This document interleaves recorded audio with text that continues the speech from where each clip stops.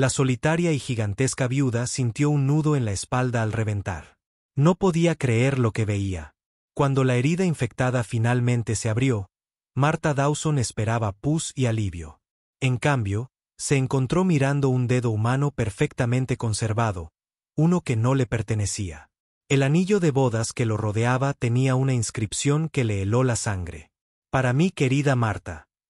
Su esposo había sido incinerado hacía 5 años, así que ¿de quién era el dedo que vivía dentro de su cuerpo? ¿Y por qué alguien estaba ahora desenterrando todas las tumbas del cementerio de Millfield? Se sentó en el borde de su cama crujiente, mientras la luz de la tarde se filtraba por las persianas de madera deformadas. El polvo se arremolinaba en el aire, reflejando el sol como ceniza dorada. El olor a sábanas viejas se mezclaba con el fuerte sabor a cobre de la sangre de la herida reventada. Su respiración era lenta y profunda, como la que se respira cuando se intenta evitar que el suelo se incline bajo los pies. Pasó su pulgar calloso por el anillo. Las abolladuras y arañazos familiares coincidían con sus recuerdos del día en que se lo pusieron. Excepto que el anillo de su esposo había sido enterrado con él. O eso creía. Un leve crujido de grava entró por la ventana. Alguien estaba afuera. Se le encogió el corazón. Las únicas personas que llegaban tan lejos, a las afueras del pueblo, eran borrachos que se habían alejado demasiado, u hombres a quienes no les importaba derramar sangre para conseguir lo que querían. Marta metió el dedo en una pequeña caja de hojalata, envolviéndolo en una bufanda vieja. Le dolía la espalda donde se había reventado el bulto, la piel en carne viva y húmeda, el dolor ahora más profundo que la carne. Salió a su porche, sus anchos hombros llenando el umbral de la puerta, el calor brillando en el suelo duro. Una camioneta negra aparcó a 6 metros de distancia, con la parrilla cromada brillando al sol. El conductor no salió. Simplemente se quedó allí sentado, golpeando el volante, con los ojos ocultos tras unas gafas de sol de espejo. Entonces la camioneta se alejó, lo suficientemente lenta como para que sintiera el peso del mensaje. Lo sabemos. Al anochecer, el viento del desierto arreció, aullando entre los aleros y haciendo vibrar los cristales sueltos de la ventana de la cocina. Marta encendió una lámpara de queroseno. La llama se arqueaba y chasqueaba como nerviosa. Sacó una vieja botella de whisky de debajo de la encimera, pero no bebió. En cambio, se echó un chorrito sobre la herida, reprimiendo un gruñido ante el escozor. Un golpe repentino, 3 golpes fuertes, resonó por la casa. No del tipo educado. No del tipo vecino. Cogió la sartén de hierro de la estufa y se dirigió a la puerta. El sheriff Ale estaba allí, con el sombrero tocado, una sonrisa lo suficientemente suave como para ocultar que 2 hombres lo flanqueaban. Uno con traje y las manos demasiado limpias para el trabajo del rancho, el otro con una escopeta en la mano, informal pero lista. «Buenas noches, señorita Dawson», dijo Ale, recorriéndola con la mirada como si estuviera midiendo un poste de cerca. «¿Tiene motivos para creer que está en posesión de propiedad robada? ¿Le importa si entramos?» «Me importa mucho», dijo Marta en voz baja pero firme. «¿Tienes un papel que diga lo contrario?» El hombre de traje desdobló un documento. «Autorización de registro», leyó, su tono untuoso. Ella no parpadeó. «¿Dónde está el papel que te permite registrar mi corazón? Porque eso es lo que buscas». La sonrisa de Ale se atenuó. «Hazte a un lado, Marta». No se movió. El peso de la sartén en su mano se sentía bien, como una extensión de su voluntad. Podía sentir el calor del quemador aún encendido detrás de ella. El aceite en la sartén brillaba, casi listo para escupir. Miró a Ale a los ojos, el espacio entre ellos se adelgazó, denso con algo que no era solo polvo. «Las llaves están en la camioneta», gritó por encima del hombro a nadie que pudieran ver. «Cuenta hasta 60. Si no estoy allí, conduces tú. No mires atrás». El hombre de traje se abalanzó hacia la cocina. Marta se balanceó. La sartén sonó cuando besó sus nudillos, el sonido como una campana de iglesia llamando a los muertos. Él gritó, retrocediendo, agarrándose la mano. Fue entonces cuando el segundo hombre apuntó con la escopeta. El percutor chasqueó. Afuera, el viento aullaba como si supiera lo que se avecinaba. Antes de que llegara la explosión, los neumáticos chirriaron. El rugido de un motor rompió la tensión. Los faros delanteros atravesaron la ventana delantera, cegándolos a todos por un segundo. Marta no lo desperdició. Empujó la caja de leña en sus brazos, salió disparada hacia la puerta trasera y desapareció en la noche. La camioneta en la que se subió derrapó sobre la grava suelta, escupiendo piedras a la parrilla de la camioneta negra mientras la perseguía. El polvo se tragó el camino detrás de ellos, el brillo de dos juegos de faros atravesándolos como ojos de lobo en la oscuridad. Marta se inclinó hacia adelante, con el viento arrancándole el pelo. «Más rápido», dijo. El conductor tenía la mandíbula apretada. «Nos llevarán directamente al claro». «Entonces haremos nuestro el claro», replicó. Las puertas del cementerio se alzaban ante ellos, abriéndose con el viento. En algún lugar más allá, la tierra fresca aguardaba donde ya no se permitía que los muertos descansaran.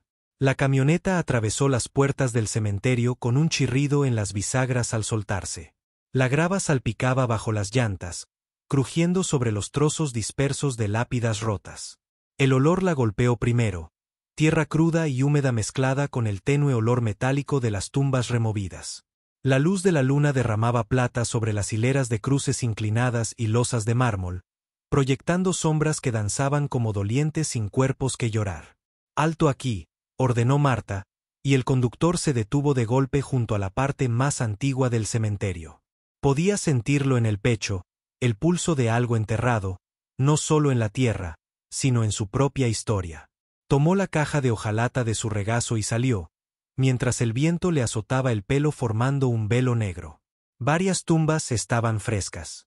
No lo suficientemente frescas para un funeral, lo suficientemente frescas para un robo. La tierra estaba amontonada descuidadamente, como si a los excavadores no les importara ponerla en su lugar. Sus botas se hundieron en la tierra suelta y sintió un nudo en el estómago. Reconoció la lápida que tenía delante. Ellie Dawson, su marido, pero el suelo sobre él había sido removido. Cayó de rodillas, arañando la tierra con los dedos hasta llegar a la madera del ataúd. El pulso le latía con fuerza en los oídos. Una grieta diminuta recorría la tapa, apenas abierta para que la luz de la luna besara lo que yacía dentro. Nada. Ni huesos. Ni cenizas.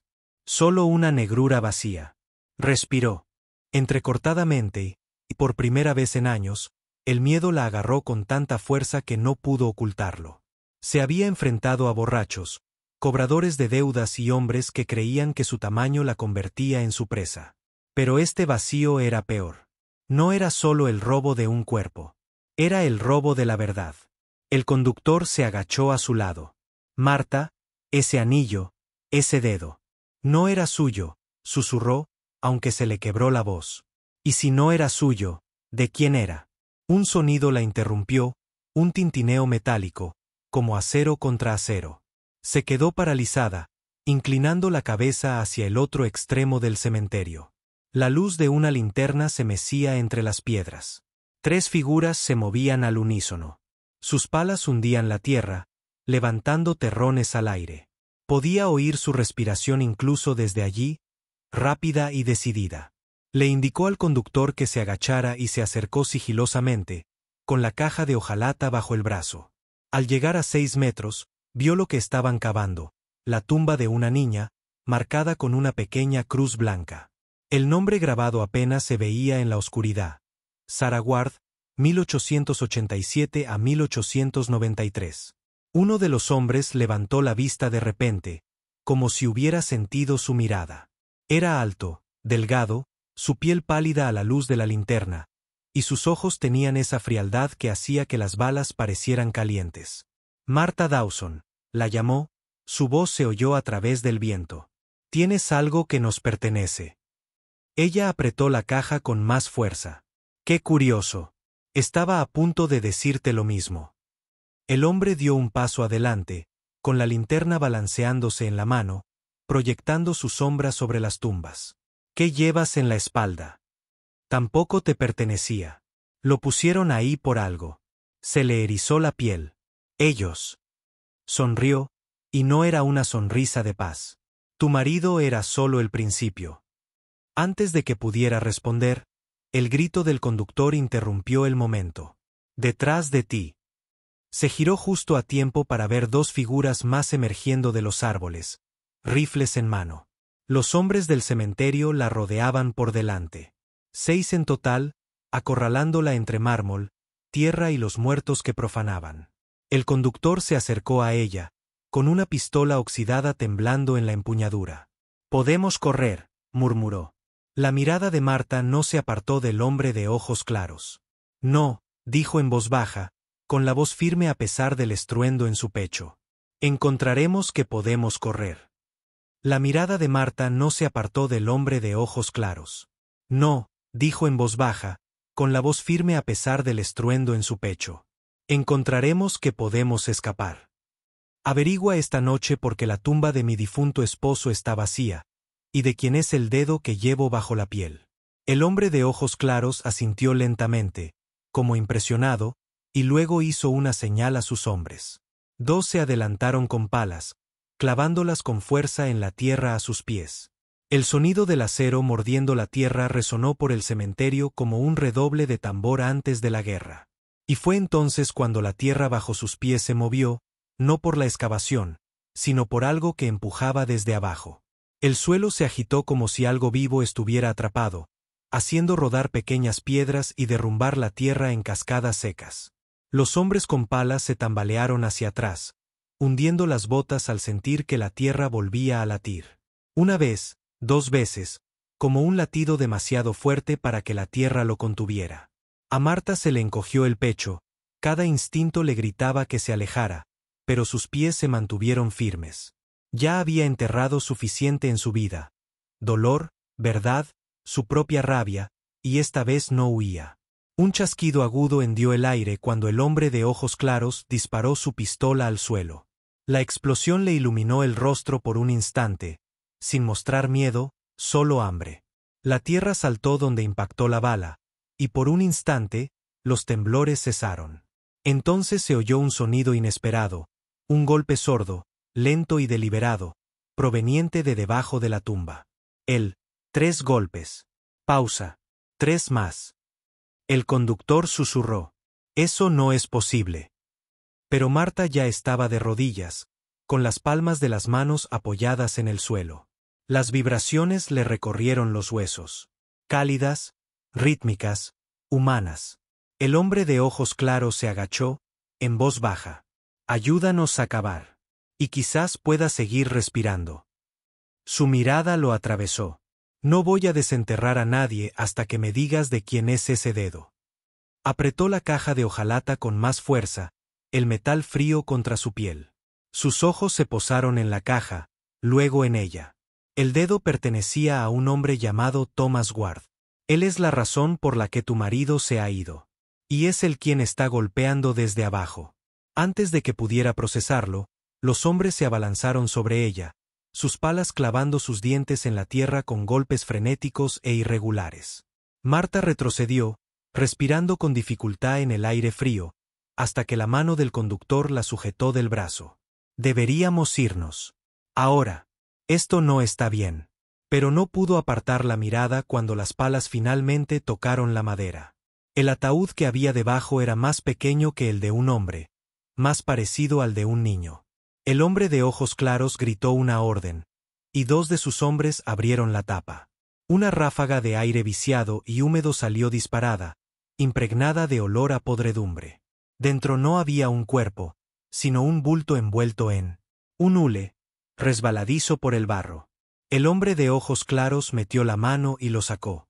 Lo dejó caer al suelo, cortando la tela con un cuchillo de caza.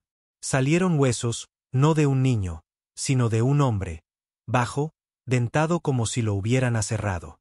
Una placa de serif deslustrada tintineó contra la tierra. Marta contuvo la respiración. Conocía esa placa.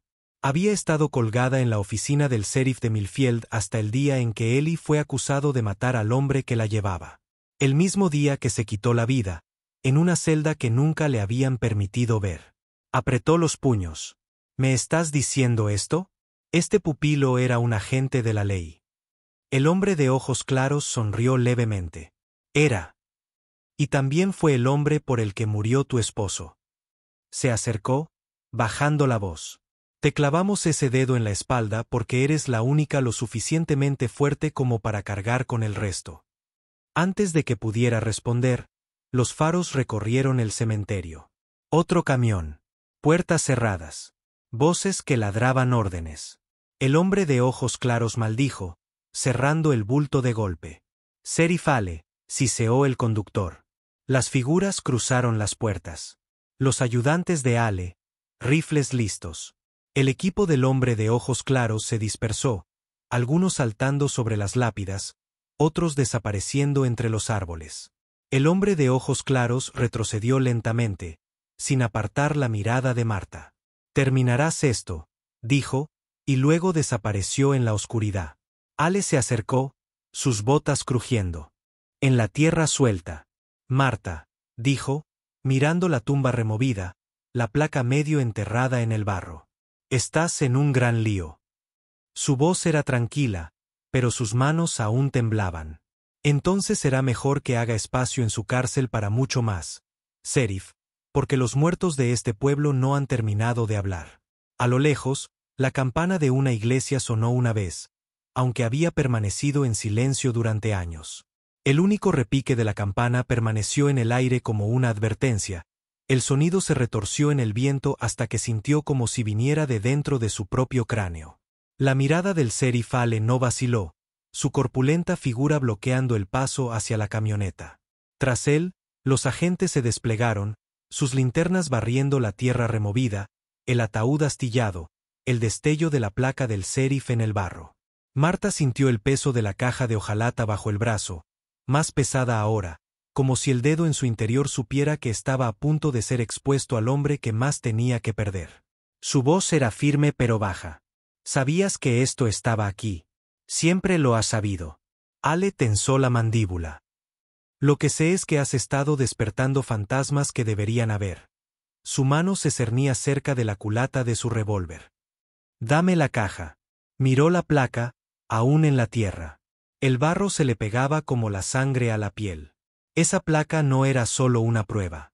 Era el corazón de cada mentira que le habían contado durante 5 años. El conductor se removió a su lado, su voz apenas era un suspiro. Marta no. Pero algo en su interior ya se había endurecido. Dio un paso adelante, hundiendo las botas en la tierra blanda, y destapó la caja de hojalata. Los agentes se quedaron atónitos cuando la luz de la linterna cayó sobre el dedo arrugado, el anillo de bodas de oro brillando como si se riera de ellos. Ale entrecerró los ojos. «No tienes ni idea de lo que eso significa». «Oh, sí», dijo. «Significa que Eli no mató a tu sheriff. Significa que alguien le cortó esto al hombre que lo hizo, y enterraron el resto bajo la tumba de un niño para mantenerlo en secreto. Y significa que has estado guardando ese secreto, Ale, tal vez porque fuiste parte de él». El silencio lo que siguió fue tan espeso que uno se atragantó. Un agente se removió, inquieto. Otro murmuró algo en voz baja. La mano de Ale se contrajo y luego cayó a un lado. «¿Crees que la verdad lo traerá de vuelta? Solo va a quemar lo que queda de este pueblo hasta los cimientos». Marta se acercó hasta que su sombra se tragó sus botas. Luego lo dejó arder. Un repentino rugido de motor rompió el enfrentamiento. La camioneta del hombre de ojos claros irrumpió por la puerta del fondo, con los faros encendidos y la grava salpicando. Se asomó por la ventana, gritando por encima del motor. «Marta, ¿quieres el resto de la verdad? Ven conmigo ahora». El arma de Ale estuvo en su mano en un instante, pero ella se movió más rápido, lo empujó y corrió hacia la camioneta. Los disparos resonaron en la noche, astillando lápidas y levantando polvo a sus talones. El conductor estaba justo detrás de ella, cubriéndola con el fuego salvaje y desesperado de su pistola oxidada. Se arrastró a la parte trasera de la camioneta justo cuando salió disparada del cementerio, con el frío aire nocturno azotándole el pelo en la cara. El hombre de ojos claros no aminoró la marcha hasta que estuvieron a kilómetros del pueblo, llegando a un granero abandonado donde las sombras parecían más densas que las paredes. Dentro, encendió una linterna y descorrió una lona.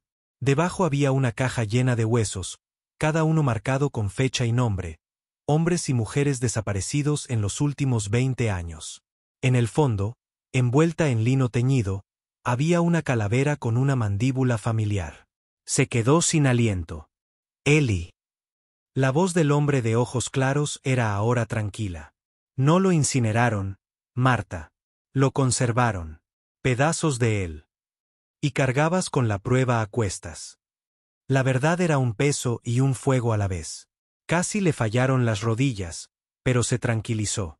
Tenía dos opciones: alejarse y dejar que el pueblo siguiera pudriéndose en sus mentiras, o sacar la verdad a la luz y enfrentarse a la guerra que traería.